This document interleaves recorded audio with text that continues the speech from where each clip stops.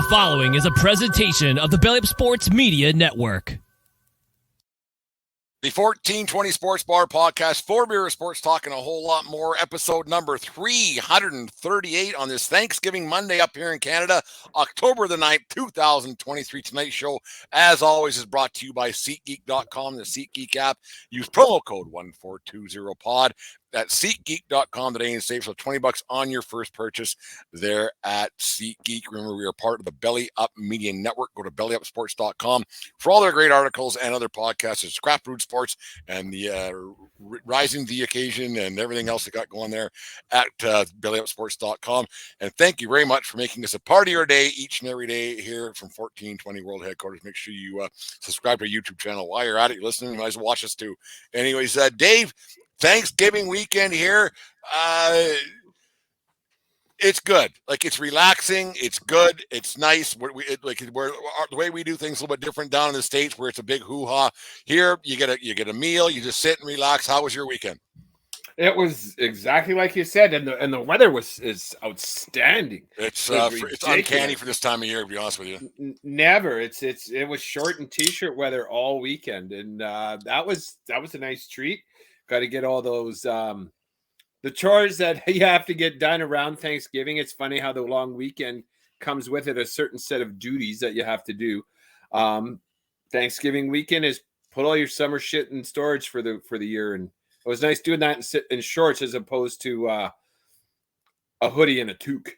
Yeah, there's no doubt about that. I've done it's crazy. You think about years past how, like, we're not going to get into the global warming and all that thing, but yeah, it was great this weekend. It was fantastic. And yeah, I went to up the homeland, Fort McLeod, yesterday, to Mom's place. And I think she was waiting for me to get there because, like I said the other night, the leaves they were just sitting there waiting for me. They weren't going away anytime soon. Like, and it's usually windier and all hell out there in the homeland of Fort McLeod. No, they were sitting there waiting. They didn't fly away or get picked up by some strange being. So I had to take care of some stuff there. But it was a good weekend all in all. Had a good bird. Had a good bird. That, and I over the years, like, I've gotten more involved in that. Like, I used to not, like, I just get there and whatever. But I've gotten more involved with the cooking and everything. I don't see what the big hubbub is. You put some stuff on it, you rub it up, you salt it up, put it in the oven, done. It really is quite easy.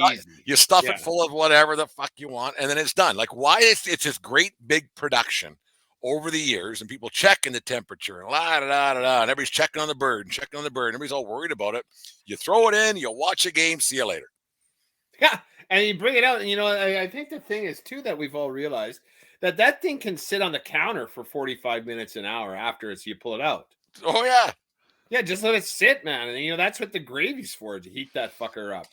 Turkey doesn't have to be make hot. The gravy taste good. Yeah, 100%. No, it's. I always find that funny, the hubbub, and it's more so maybe.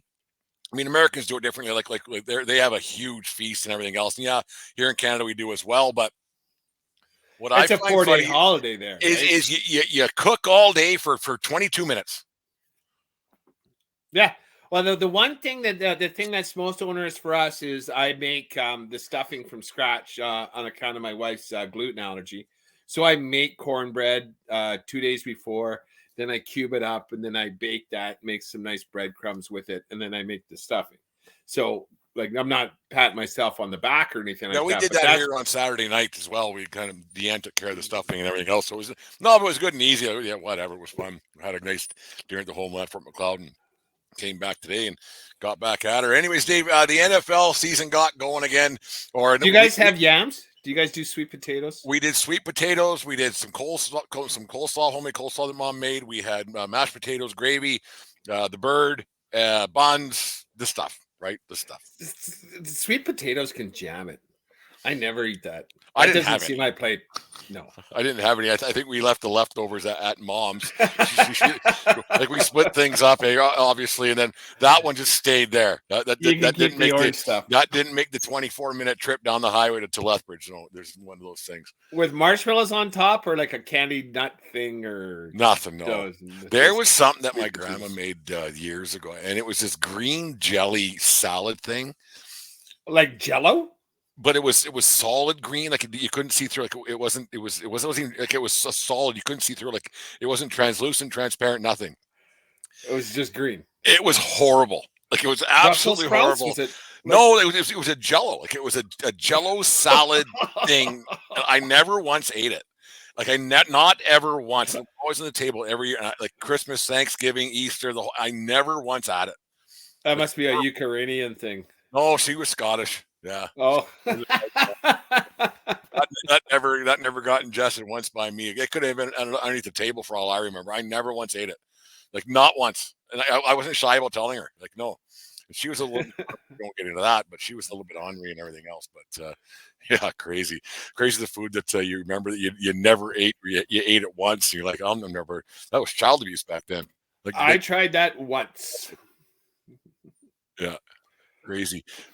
Dave, the Week 5 NFL season wraps up tonight. You got the Green Bay Packers, the Oakland Raiders getting at her tonight in a battle of teams that aren't really going to be going anywhere anytime soon, so it doesn't much hit the airwaves a lot. But there was some upsets yesterday, some games that were great, some games that were not so great. Lots going on. Like, who are your winners and losers over the weekend, and who's a team that's like their heads and shoulders above the rest, and who's a team that you're like, yeah, that's who they are? Well, I think the team that announced their presence with authority yesterday was the Niners laying the curb stomp to Dallas. The One Stars didn't know what was happening to them. Like, they thought they were starting to believe their press, just a little hiccup against Arizona. But the Niners and old Brock, they ran the One Star show last night, and they sent them home packing with their tail between the legs. Actually, the tail wasn't even between their legs.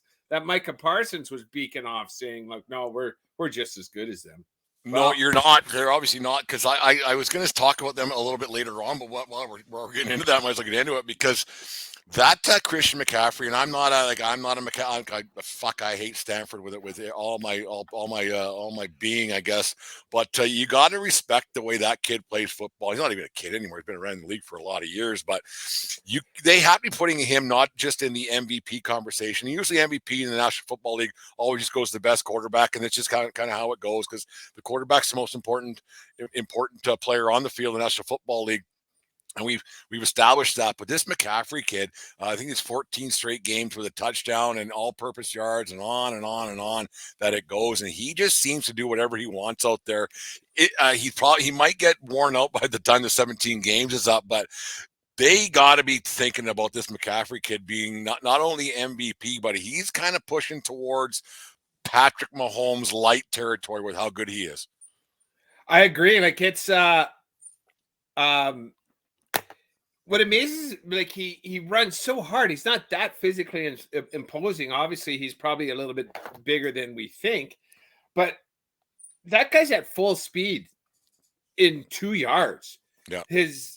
How fast he runs, how hard he runs, how good he is. He's just good. He looks like he's one of those players, like, you notice immediately when he has the ball how different he is than anybody else on that thing. And he has the coach and other supporting pieces that allows him to excel, and it's great to watch. It's fun to watch. What I like about him is that, like, there's an old saying in the old, like, when I worked my old life in construction, work smart, not hard. And it seems like, yes, he runs hard, because you said he runs, but it looks like he runs smarter than almost anybody else, and he sees things from afar a little bit, and he can slow things down and then find holes and go. It's he's apparently, like, he's a savant, and he's got all kinds of things going on in his like a piano by himself, learned it all, like, self-heard taught, and he's a really smart guy. And, you go to Stanford, you can't be an idiot, but yeah, you go to Stanford, you go to USC. We won't get into that a whole bunch, but it seems like he's just like 1 or 2 steps ahead of everybody else out there. Yeah, like, I get a high football IQ. It's just he's always in the right. Good. Yeah, his dad was okay too. Has a couple rings, and I read an article today. I came across it on the Twitter machine. His dad was that McCaffery that played with Bobby Hurley at Duke. Sorry, that's his uncle. I didn't know that. Yeah, I forget his name. Not Ed was his dad, and there was another McCaffery that played basketball at Duke, and then he actually transferred to Vanderbilt because he was having to play second fiddle to Bobby Hurley. So he comes from obviously a pretty good and his mom was an pool. Olympic athlete as well, I believe. Well, they're doing something right in the gene pool there. No, he's fun to watch. No, he's fun to watch. That Niners team's rolling. I the Philadelphia Eagles are also 5-0 unbeaten, but I right now, if you had to say the best team in the National Football League, who they beat. You can only beat who's in front of you, and the Niners have taken care of everybody handily so far. They kicked the shit out of everybody, yeah. Yeah, and it's not close how good that football team is with a quarterback only paying $750,000 to this year. So that helps. It doesn't hurt to not have to pay your quarterback a whole bunch of money. You kind of think, why are we paying these 40 guys $40 million when old big cock Brock is getting things done all on his own? He's lonesome. He's actually, I read this last week, he still has a roommate in San Francisco that he lives with, and they split rent. I saw as well that his folks still have it. They run a hot tub place in Mesa, Arizona, or something. And if they can't get, that's going to be a failing business, having a hot tub company in Arizona. I'm just saying. Well, what if it's so maybe they call it a spa company, because you don't have to have it at 100, right? You can have it at 80, and it might be a cool down tub. I guess at night it cools down a little bit in the desert there and everything else. You probably don't use it from the months like in Canada. We use it from. One of those things. Well, it may say Arizona too, right? You got people looking to spend money, right? You got to do something. No, Big Cock Brock's. I know it's a remarkable story. He's the real deal. Yet to lose a regular season game. It's unbelievable. Loser for me this weekend, Dave. And I watched this game. It was one of the games I had on yesterday. Baseball, the games hadn't started until later on today. I've got a little bit of a problem with the way that's done. I understand the ratings and games and everything else, but I watched that Baltimore-Pittsburgh game through and through from pretty much beginning to end. And to me, the biggest loser, and they almost get that "fuck that team" moniker this week, is the Baltimore Ravens. We've been trying to get that team to the next level for a long time. Lamar Jackson touting his praise, and on it goes. And somehow that game, Pittsburgh had no business winning that football game yesterday. They have a -61 plus-minus point differential, and on it goes. We're not ones to do stats here at the 1420 World Headquarters by any means, because most of the time we can't even count. But it's one of those things. Like, Pittsburgh did not deserve to win that game.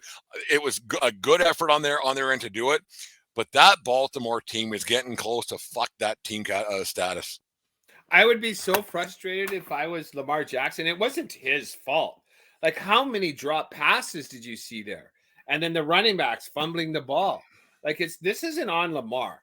This is on his weapons dropping. If it's not Mark Andrews, that Zay Flowers dropped a couple. That other goofy name, he dropped a couple. Just especially on third down when it's a 10-yard pass, fucking catch that thing. It frustrates me so much. I'm not really a Baltimore fan, but I'm a fan of Lamar Jackson.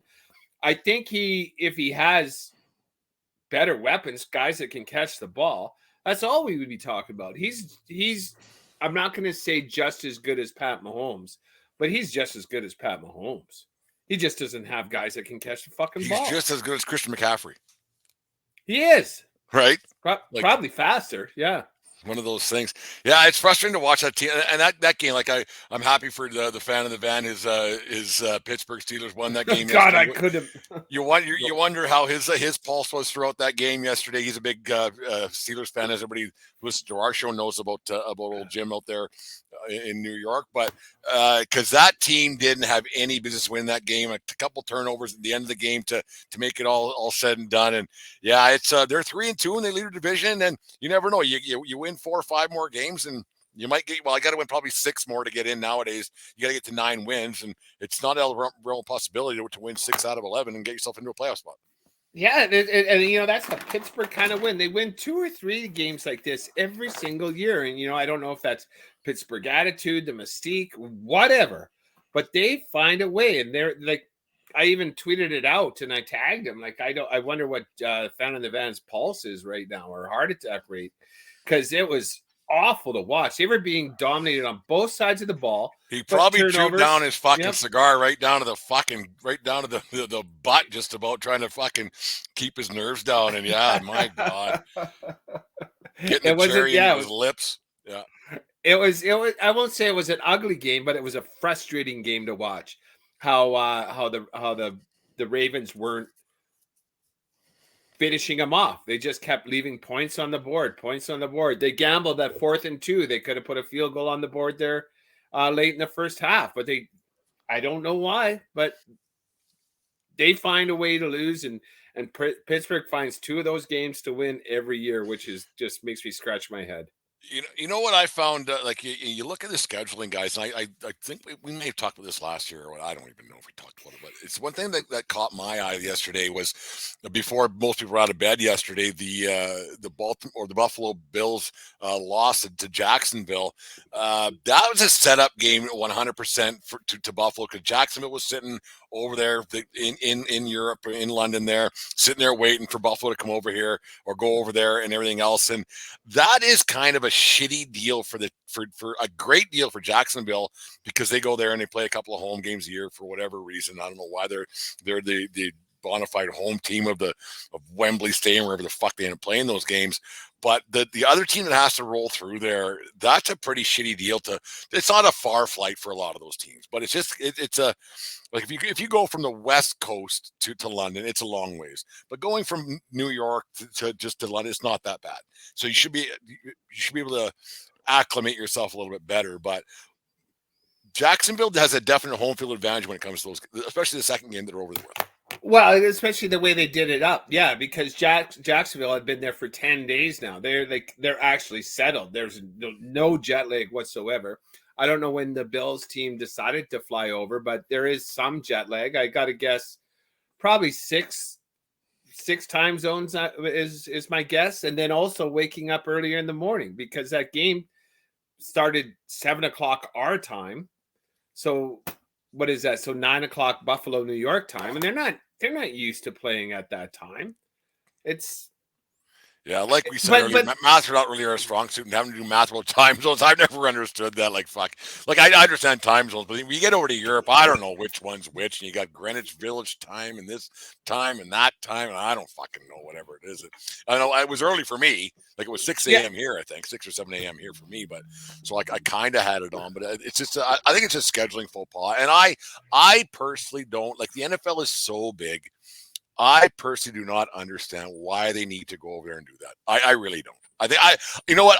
I think it's fucking stupid. There it is. I said it. I think going over and playing games over there is fucking stupid.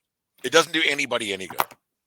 I don't mind it. You know what? I'll say that when I get out of bed on my sleep-in day and there's already football on, I like it. I like having my coffee and putting it on the iPad and having my morning smoke in the sun and actually watching football instead of having to watch the talking heads tell me shit I already know, or at least think I know. I don't mind it and I don't care. I've cut that out. The morning smoke? No, well, that too, but the morning, the Sunday morning NFL countdown, I've cut it out. I don't watch any of it anymore.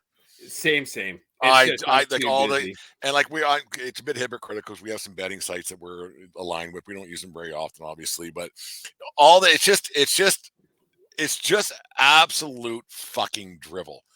Like like I watch college football game day on Saturdays, because there's a lot of stuff you don't know, and they get more intimate and they get more getting to know players and teams a little bit and stuff. Whereas that NFL, it's drivel to me. It's absolute drivel.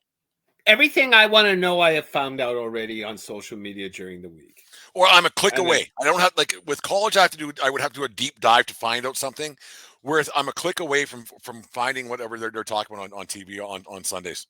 It's ridiculous. And it's on 3 different channels and everything. Fuck it. It's stupid.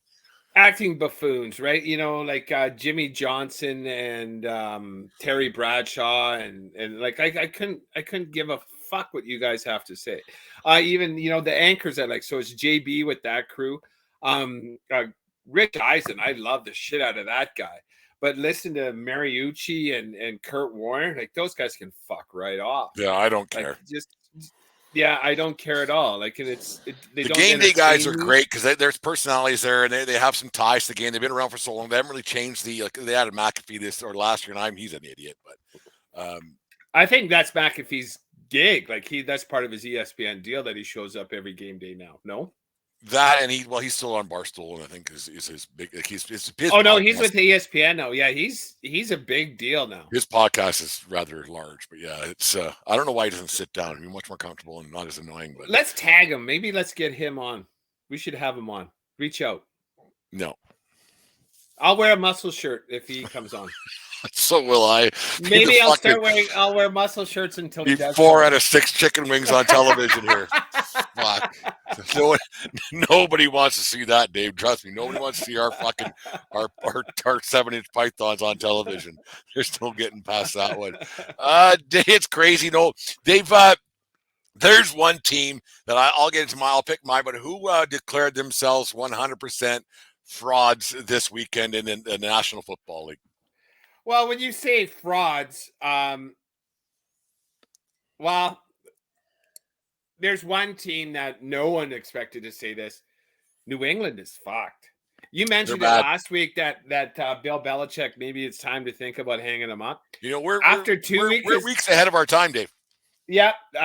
After getting curb stomped in shutout fashion 2 weeks in a row, I think it might be time, because whatever the fuck you're doing there, smartest guy in the planet, it ain't working anymore. It's a bad look. We talked about it a week ago, and like I said, it's funny how we're kind of soothsayers. I guess you throw no shit in the wall. As always, something's bound to stick. But you see a guy like Belichick going down and falling down just to deep depths of despair in the National Football League, getting smoked once again, and having to answer the media and being on the other side where you can't just be. Because that's where Belichick was half-assed great at one point. He could say whatever he wanted to the media, but now he can't say those things anymore. He can't just have a wise-ass retort to whatever a guy says, because now when a guy says, listen, your team stinks, he can't say, well, we're 14-2, so we don't stink that badly, or whatever he used to say, or next question. Now he has to answer to these guys a little bit, and he has nothing to say because they're terrible. And Mac Jones isn't a good quarterback. When they gave him $35 million, but the team stinks. But he's not a good quarterback. Because there's one thing going into Dallas and getting your ass handed to you, but there's another thing letting New Orleans come to your house and then lay a whooping on you like that. Yeah, like they shouldn't be able to do that in public, right? This is New England, the once proud franchise, and I know what people have short memories. Yeah, I know what it's like to cheer for a once proud franchise, and it ain't fun. Like you win, you have the 3-year lifespan. A championship gives you 3 years. And we've also said it too. Like all those New England, 90% of New England fan, like they didn't even know who New England was 15 years ago. Yeah, right. All these guys are fair weather fans. They're gonna fucking leave right quick, and then Bobby Kraft is gonna have that long hard sit down with Billy, saying like, okay, what job do you want? And don't say coach. And you would think it would be the other way around, where Belichick would say, you know what? I think I'm good. I got 6 championships, whatever it is. I got rich beyond belief. Thank you very much. I'm good. I'll do the Don Shula. I'll come out and shake hands and kiss babies, or shake babies and kiss hands, whatever Belichick wants to do. But you wonder why you would keep going out there. Like, it doesn't make any sense to me why a coach with that resume. I mean, I'm not embarrassing himself, but your ego's taking a bruising. You're not going to improve. Like you're not going to like your legacy is not going to get better the longer you stick around. And that's the one good thing about being a player. A player their body will like Nolan Ryan. His arm just gave out, and that was it. He couldn't tarnish his legacy, right? Like he just couldn't. Like when his arm gave out, that was it. I can't pitch anymore. Yeah, I was done. And so like when Belichick sticks around this long, you're like, what the fuck are you doing? Because now you're not a laughing stock, but you're got a lot of people that aren't bowing to you and kissing your feet anymore. Well, and that's why I say ego as well, because Brady did it without him, and now thinks he has to prove that he can do it without Brady. Maybe that's not going to happen. In fact, I'd be shocked as hell if it does happen. And that's what I mean by ego, right? Like who's getting all the credit, and his legacy is now already tarnished because of he can't win without Brady. And maybe it wasn't his genius coaching. It was the fact that Brady was willing to be a team player and take less money to sign different players all the time. Would it be a cowardly move on his end to call it good Tuesday morning at the press conference? I think that would be shitty. But he can have the sit down and say, Bobby, I'm done. Like, do you want me to help pick the next coach? Let's roll somebody in here and see what they can do. We'll have an associate coach for the rest of the year or something, because I ain't coming back next year or something. Let's get a guy, or do it behind closed doors a little bit maybe, and say this is how we're going to do things for the rest of the season. Like, I'm the head coach by title only, but we're going to kind of groom somebody into how we should do things the Patriot way, which turns out wasn't the Patriot way. It was the Tom Brady way. And I got to think on that same token, because he's been such a control freak tyrant this entire time. Like, he doesn't have a coaching tree. Guys that have coached under him and gone off to other jobs aren't succeeding. It's because he's controlling every single aspect. So I would imagine when he leaves, it's just going to be absolute disarray. People aren't going to know where the fucking paper clips are, because Bill Belichick has been telling people where to find paper clips. There was a college coach years ago, and he said this. He goes, I don't coach the players, I coach the coaches. And he was a highly successful college football coach. I can't remember who it was. It wasn't Saban or anybody, but it made sense. Like, I'll coach the coaches, because I physically can't coach 80 kids, right? Like, it's not how it works. I get the coaches to do this, and then we just filter it down like a family tree, right? And it made complete sense to me. I guarantee Nick Saban kind of knows the 85th player on the fucking Alabama Crimson Tide. I'm only using Saban just because everybody knows the guy's name. But he had to sit in his house and talk him into coming in there. But after that, you know who he was. Yeah. So, like, I coach the coaches. My biggest fraud right now, Dave, and they've been a fraud for fucking, and I don't know how this fan base is. They're much more loyal than I would be, to not even lick the jar for how many years, not much playoff success for how many years, and to get blown out yesterday by the San Francisco 49ers, where we established are a very good football team, probably the best in football right now. But the biggest frauds in football in the last 30 years, well, 25. Let's go 20. Let's go 20 just to make it, are the Dallas One Stars. The Cowboys are the biggest frauds in football, and it ain't close. We get infiltrated with that fucking dribble from Jerry Jones and Stephen A. Smith and this guy and that guy and everybody else telling us about, and what's his name? Tony Romo. Well, Tony Romo. But then let's see, he was on the show with Jesus Christ, with Shannon Sharp for years. Skip Bayless. Skip Bayless is a big Dallas One Stars fan, and on and on. So we've been told how great the Dallas One Stars are, and they're right there. They're very close to win themselves a championship. On and on and on. That team has been a fucking embarrassment to that fucking logo for a long, long time. They're the biggest frauds in professional sports. It ain't close. I love hating on them too, right? They're the NFL New York Yankees, right? They're like, if anybody, the Yankees have won. Well, I've seen the One Stars win in my lifetime as well. 93, man.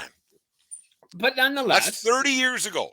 It's been a bit, and I get 30 it. 30 years. I love seeing them fail. I love seeing the One Stars fail. I've always hated the One Stars.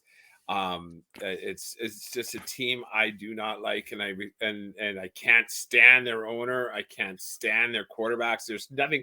I think Emmitt Smith is the most overrated running back in the history of running backs. It disgusts me that he hung on to the game for as long as he did to beat Jim Brown's all-time record. Like, Barry Sanders was twice the back, and he retired, and like, he could have done it. I can't stand Smith the One Stars. Playing for the Arizona Cardinals too at the end of his career, didn't he? Correct. But then he signed that 10-day the 1-day contract to retire as a member of the One Stars. Fuck, I hate that tradition too. That's something that should be fucking outlawed in sports. If you sign a 1-day contract with the team that you were a star with, you should never have fucking left, or you should have retired with that team. You're an idiot. Or the team should have to pay you league minimum for that 1 day. Right? I'm going to retire a Bronco or a Cowboy or a Yankee. Then why you just retired her in the first place? Oh, just fuck off. Just come there and announce your retirement there, right? We Yeah, all just knew say, why like, I was what- left. what- Yeah, it was not, You signed a nothing one-day personal. contract to forever be a New York Yankee. Shut the fuck up. It's Shut stupid. up, you donkey. Who Yeah, came up with that? I don't know. Probably. John I Elway mean, and the Broncos. I don't know. Fuck, whatever. It's just one of those Hey, things. he played every single game. I know. Don't besmirch the Duke. You can besmirch the Denver Broncos all you want, even though they had the sexiest jerseys I've seen on a football field in a couple of years. That was tight. I really liked it. Did you With see the white that? helmets? Yeah, orange head to toe and the white helmets. Yeah, Oh, I'm not sure I like that very much. I thought that looked sharp. I've never been a fan of stormtrooper helmets personally on a football field. It's just my thing. I've never. It's been I thought it looked ridiculous. That's only me. Speaking of your Dallas Cowboys, their day or your Denver Broncos or your Denver Broncos, it was coming since August when Sean Payton decided to talk about Nathaniel Hackett for unprovoked, just for some unknown reason, whatever it was. He decided to pop his lips off. We've never really got into why he decided to do that and why he felt the need to do it. I thought it was kind of a childish, amateur move. My thoughts on it when the timing of it all kind of stunk to all high hell, but. That's a bad look, man. To get beat yesterday by the New York Jets and have to eat crow a little bit. How does crow taste like? If you were have to go up to if you were in the media in 1420, you got the press pass sitting at Mile High Stadium, whatever the fuck it's called there in Denver, would you ask old Sean Payton how does crow taste? Well, I probably wouldn't because he's been eating crow every single game since the regular season started. My question, like, if I had two things to say, well, coach, you kind of had that coming to you, and then how do you get out coached in the second half every single game? Well, exactly, and that's what it was. Yeah, you got out coached in the second half, like against all the losses except for the one win, but that was against the Bears, and the Bears looked a shit ton better than the Broncos did yesterday. The second half adjustments, the opposition team has beat you every single time, and that's kind of where I'm going to leave it. I can't break down these losses every single week for the. No, no one wants to hear that. No one gives a fuck what we think why they lost. I've given up on the season, and it's bullshit how you can get owned by the New York Jets in the second half at home. It's bullshit. For a guy to come out and for like I said, unprovoked, no reason. Like sometimes silence is gold, and you fucking keep your yap shut. You don't need to say something all the time. And that comes from me and you who talk a lot about God knows what. And this that's been going on for as long as we've known each other and before we even knew each other. I'm sure it was one of those things. But for Peyton to come out and say those things about Hackett last year was the worst coach in football history, and blah blah blah, what he was saying, and then for him to fucking lose that game yesterday. That's fucking football karma. That's what that is. You're like, you know what? Shut your fucking yap. You don't need to talk all the time. Yeah, there's a microphone in your mouth. Say, yeah, no, he had a rough go of it here. Things didn't go like as they planned, and now I'm here. That's all he had to say. That's all Peyton had to say. Because then Peyton put a target on his back for Week 5 of the National Football League season, and the Jets, they had really high hopes until Rodgers went down, but then the Jets. That was once Rodgers went down. Game 5 has been circling on that calendar for a long time, and giving team bulletin board material to fucking say, you know what, fuck him, fuck that, fuck him, let's fuck this team over, and that's what the Jets did yesterday. And that was a bad look on Peyton and the Denver Broncos right off the bat to start the season, and it kind of put a bit of a sour taste in a lot of people's mouths by Peyton doing that, and it came full circle yesterday. What I think happened, what I think Sean Payton was trying to do when he said that, I think he was trying to rally the troops, the Bronco troops, the returning players, and saying, I'm not blaming you, I'm blaming him. I'm not saying you guys are shitty, I'm saying he was shitty, and it backfired on him. And because it came off. So now your season's even more lost. So maybe it is you, and maybe it is us, because you're supposed to be a great coach, and now we're even shittier right now. Yeah, so like now if you want to dig into it a little bit better, like us, so I guess it's us that are shitty, right? And you know what? Or maybe you know what? He beat us with you at the helm. Maybe that's a better coach than you are. So how Yeah, much faith they have in him for the rest of the year? yeah, especially the way they owned you in the second half. And I don't know if you watched that game to the end. The Broncos were down by 3 and driving, and Russ Wilson scrambled, fumbled, and the Jets ran it in for a touchdown. So it's kind of ironic how the Broncos lost that game in the most Jet way possible. And then so, maybe that was a bit of karma biting Denver and Sean Payton in the ass, but it can't get lower. I don't know what you're going to do with this defense here. Trade for some pieces, trade for some picks, because we still haven't even played Kansas City twice. And I'm not looking forward to those games. No, I don't think there were a lot of people outside of Bronco country that were cheering for the Denver Broncos yesterday. And that's coming from like I don't give a fuck, like whatever, but there's a lot of people are like, that guy, that was a bit of a dick move to talk bad about someone for no reason. Like it didn't benefit anybody. But that's what, because I remember listening. I was actually listening to a guy. I can't remember where I was. I was walking down a one-way street looking for someone to meet, and it was in my ears about that. And it's like, why the fuck would he do that? That's the first thing that came to mind, and it came full circle yesterday. I just was just like, why? That makes zero sense. Well, and that's why I was saying, like, the only possible motivation was to try and unify the team and let them know that I'm not blaming you. I don't think it's your fault for being so awful last year, even though, right? So, but maybe, we are awful and we got to do something different. They moved the ball well. Like, as a general rule, Krusty has been doing pretty decent moving the ball, but his second half, the offensive play calling in the second half for for Denver was awful. Every adjustment that the Jets made was bang on, and Denver couldn't do sweet FA, and it's frustrating to watch. At least, this wasn't the game like to put us at 4-1 that we lost. It was a game to put us at 1-4, and big fucking deal. We're not making the playoffs now. We're playing for pride, and let's see what happens here, because they'd be better off losing the next 12. I don't know. It's going to be a long season, but I watched that team give up on the coaching staff against Miami, and it's so early in the season to be giving up on coaches. And we got Sean Payton for 5 more years and whatever. Like, it's just gonna be a long year, and I always laugh at teams like this, like the Jets, like the Bengals, like the shit stains, right? So I guess you got to hit rock bottom before you can go up. Yeah, they're not very good.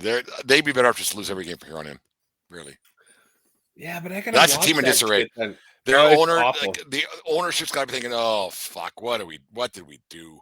What did we do?" Well, I got zero respect for Peyton, and it made me laugh yesterday. Like, you fucking idiot. The owners are fine, right? They can sell that team tomorrow and make a buck. No, 100%. 100%. But yeah, I don't know. It's a lack of. I don't know. It was just it made me laugh yesterday. And even if you weren't a Broncos fan, we'd be talking about it on the podcast. If you were a fucking Eagles fan, we'd be talking about this. It just turns out you're a Broncos fan. It's a bad luck, and it came full circle yesterday. Anyways, Dave, we do this week in, week out here during the football season. Who is your fuck that team for the week 5 of the National Football season? Fuck that team. Fuck the Denver Broncos. Fuck you. Finally did it. Fuck them. You finally did it. You want to shoot your mouth. You want to call that guy the shittiest coach. You have them at home with a lead and just get out coached in the second half, and you let fucking that motherfucker carve you up in the second half. Fuck the Denver Broncos. Are you gonna watch them next week? Probably. I think they're Thursday night this week too. Oh, so Jesus. I can at least they won't ruin my Sunday. Here it is. They're in KC on Thursday. Oh, that's gonna be about. Oh, so we'll be able to talk. Well, We'll be watching this thing, and we'll just have the tally bar going up here on StreamYard the entire time when it's a fucking 85-2 or 85-3, whatever might happen in that football game. But my fuck that team almost went the USC Trojans over the weekend. They ended up winning in overtime over Arizona in a game they probably should have lost. Williams was not great, but I'm not going to fuck that team because they have Notre Dame next week. If they lose Notre Dame next week, I might give them the fuck that team for this weekend in football. But I'm going to say, you know what? Fuck that team.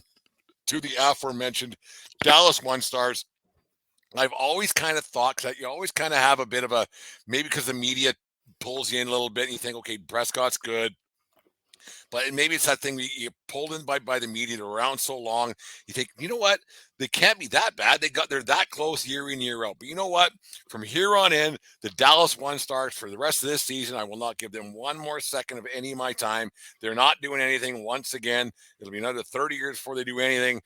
So for me to you, fuck that team this week from 1420 World Headquarters goes to the Dallas One Stars.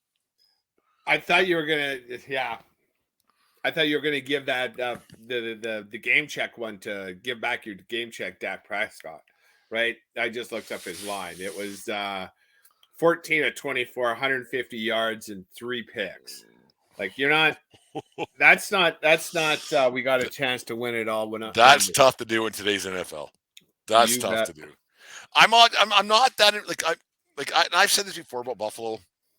They almost got the fuck that team, but I gave them a pass because they went over to Europe or to England or whatever the fuck. But which is Europe. Fuck, I'm bad at geography and atlases and stuff. They got kind of horned. It was a double road game because but Jacksonville. I think until Buffalo actually does something, they're borderline. Fuck that team because everybody christened them Super Bowl champions last year. And then this year they're like, well, you know, they're okay, and look at the Buffalo Bills. They're getting to very close to fuck that team category in my books. Yeah, this we're a potential. This is shitting up the pot year for me. Oh yeah, it's the window of opportunity is closing here because you can't maintain this kind of level for too much longer without wholesale changes, and it might be that Josh Allen is part of the problem, not part of the solution. There you go. He's the you know what? I was doing a little bit of something for tomorrow, but you kind of got to think that Josh Allen is Brett Favre 20 years later. Like forcing things he doesn't need to, kind of doing things he shouldn't, bigger than the team. Like it's just one of those not because I hope that it doesn't turn out the same way the Favre story turned out, being a complete dickhead that he turned out to be. But you look at a guy, the way they play the game, taking chances, forcing things you don't need to. You can there are some on the field comparables that Allen has to Brett Favre. No, I agree with it. That's a good comparison, but on the field only, right? Always trying, always wanting to complete that pass as opposed to maybe throwing it out of bounds and live to fight another down. Off the field, he's a total different guy. Favre was always an egomaniac douchebag. I don't see that at all in Josh Allen. I think he's a team player. Favre's? Yeah. I think he's going to court. He has to testify in Mississippi under fraud charges. Well, there's a situation here, yeah. Yeah, he's a bad guy. Hope he keeps his pants on. Well, Jen Sturger, or whatever her name was, he'd know better than anybody else. What a fucking disaster turn. If the guy would have just went into oblivion, if he would have just retired when he retired, was it 2008? I think it was when he said, "So that's enough for me," and then he gave the reins over to Aaron Rodgers. He could have just rolled off in the sunset and been a legend forever. Like really, for sure. But he didn't. He demanded that trade. He demanded the trade to the Jets the first time, and the Packers told him, "Go fuck yourself." That's crazy. Sorry, he wanted to go to Minnesota, and they said no, and then he ended up going to the Jets for a year. Go to the Jets. Went to Minnesota and almost won an NFC Championship game. They lost to eventual champion. I think Arizona. No, they lost to the New Orleans Saints and Reggie Bush. Why do you even ponder that pass? Because he's a real gambler, anyways. Yeah. It's it's been a fun few weeks to get football going a little bit here now that the weather's supposed to actually. It's funny, hockey season starts tomorrow here. The NHL season starts tomorrow, and the weather's supposed to turn actually winterish around here. From what I saw a couple of days ago, I haven't checked the forecast. I quit checking the forecast because I like wearing shorts and sandals. Oh, same. Like for American fans, it was like mid to high 80s all weekend. It was crazy, man. Oh, it was ridiculously nice. And it's not supposed to get bad. It's supposed to be still. I'm looking right now between 19. Yeah, it's supposed to be mid-teens all week. If it's 15 to 19, I can handle wearing shorts and flip flops. When it drops below that, that's when I'm done. Yeah, and it's all dependent on the sunshine. If it's cloudy if it's cloudy and 15, it's pretty chilly out there. Yeah. It's also wind chill of minus 42 here, and where we are, sometimes the wind blows away. Well, that's not till December, so thank God it hasn't been too windy. I hope you didn't just jinx it. But anyways, the 1420 Sports Bar Podcast, for beer sports talk and a whole lot more. This segment was brought to you by SeatGeek.com and the Seat Geek app. Use promo code 1420pod at SeatGeek.com today and save yourself $20 on your first purchase for whatever tickets you might be going to. Get yourself some hockey tickets. Season starts tomorrow night.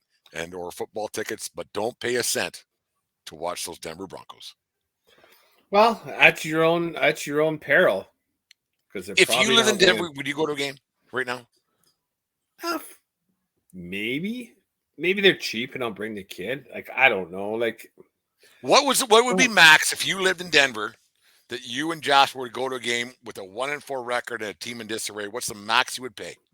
If I lived in Denver, there is the chance I would have season tickets. There is a chance that it's a once a year thing that we break the bank and get good seats. So I'm not going to break the tradition just because my team is bad. But if I had seasons, I imagine they would find their way onto the Seat Geek app a lot more than normal years.